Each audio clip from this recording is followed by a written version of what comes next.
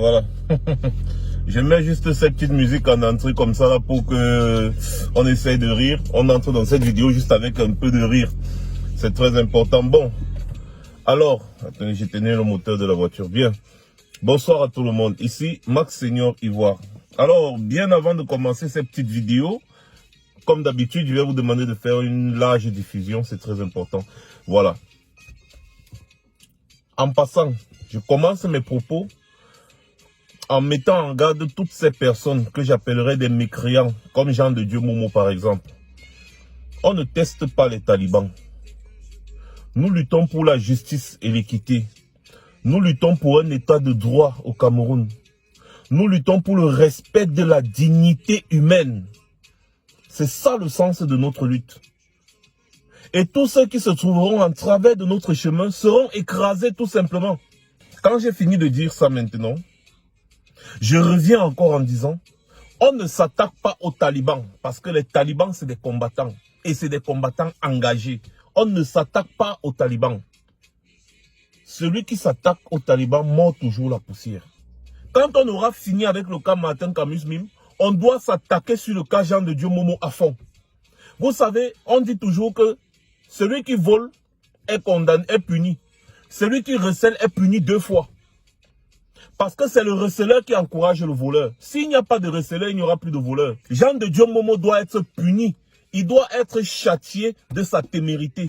Alors, cette affaire qui défraie la chronique depuis quelques jours, il y a une leçon de morale à tirer. Les gens comme Jean de Dieu Momo ont voulu nous faire croire que nous nous acharnons sur Martin Camus Mim parce qu'il serait un supporter de Paul Biya, parce qu'il serait pour l'organisation de la CAN au Cameroun. Quelle absurdité, quelle stupidité. Quand on regarde ce qui s'est passé dans ce bureau-là, on se dit ouais, ça s'est passé. D'ailleurs, comme les Sardinats le disent, ça se passe aussi ailleurs. Pourquoi seulement Martin Camus Mim et s'est monté et s'est descendu? Je vais vous rappeler 2 éléments fondamentaux dans cette affaire. Le premier élément, c'est la diffusion des images de cette petite fille sans son consentement. C'est d'abord le premier élément. Et nous devons lutter contre ça parce que c'est aujourd'hui, cette petite fille, ça pourrait être ma fille demain. Ça pourrait être ta fille demain. Donc nous luttons d'abord contre ça parce que c'est malsain. Venant des personnes qui devraient normalement éduquer des gens, c'est très malsain. Chosifier ainsi la femme, c'est malsain. Voilà d'abord la première raison pour laquelle on lutte. Deuxième point, le mensonge et l'arrogance. Le bon monsieur, au lieu de se calmer, essayer de voir, oh, j'ai fuck up, c'est grave, qu'est-ce que je peux faire pour essayer de rectifier le tir? Il sort, il fait une sortie avec arrogance où il nie complètement les faits. Et quand ça le rattrape, il vient dire, je reviens vers toi, Seigneur. C'est le Seigneur qui t'avait d'abord demandé de t'éloigner de lui. Je reviens vers toi parce que c'est trop facile. Non. On doit respecter la femme. J'ai remarqué dans ce pays-là, on ne respecte pas la femme. On ne respecte même pas la dignité humaine, encore moins la femme. Regardez le gouvernement de Biya. Depuis 60 ans aujourd'hui au Cameroun, il y a eu combien de femmes ministres? Il y a déjà eu un premier ministre femme un jour. Quand on veut nommer un ministre femme, dit tout, ministre de la condition féminine, ministre c'est-à-dire des ministères qui sont presque inutiles. On ne respecte pas la femme dans ce pays-là. Regardez tous les hauts postes de responsabilité. Où sont les femmes? Les femmes sont chosifiées à longueur de journée dans ce pays. Si vous allez dans les bureaux, voir ce qui se passe avec nos jeunes filles qui vont demander des emplois, c'est déplorable dans ce pays. On ne regarde pas ta capacité, on ne regarde pas les diplômes, on ne regarde pas ton parcours académique, on ne regarde rien, on regarde seulement la quantité de tes fesses.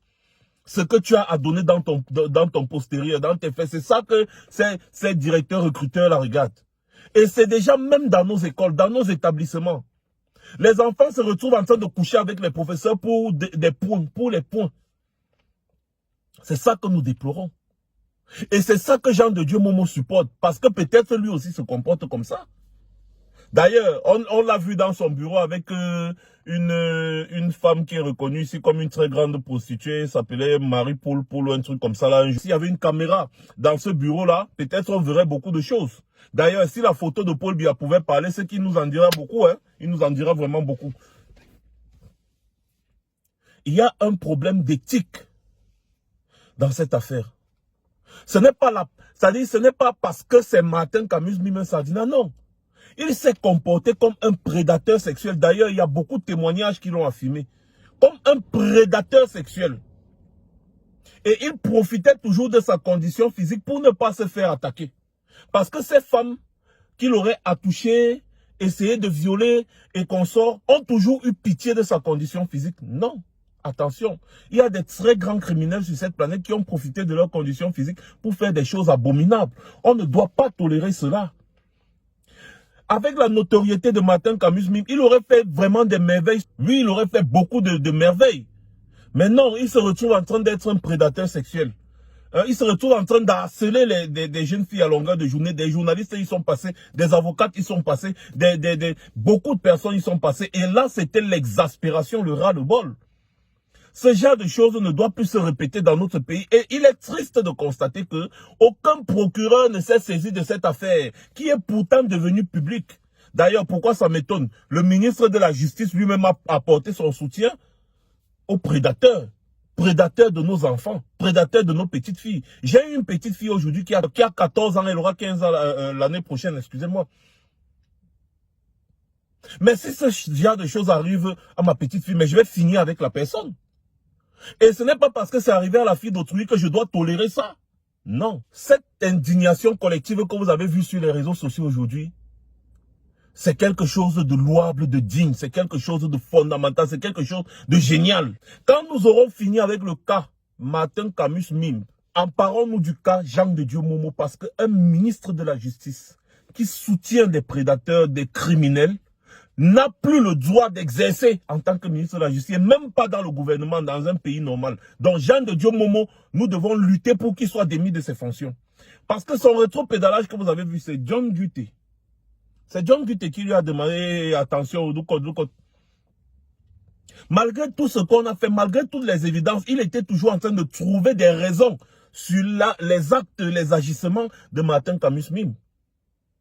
C'est le John Guté, le premier ministre, qui l'a rappelé à l'ordre.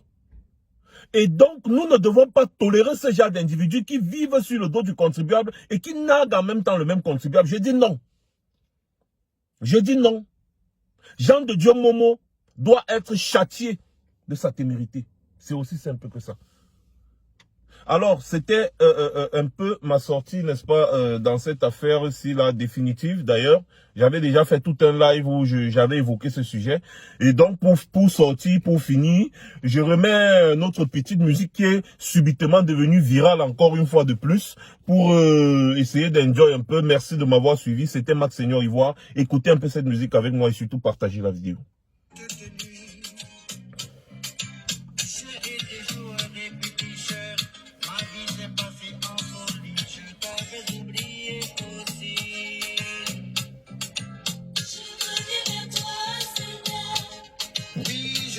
Je reviens vers toi.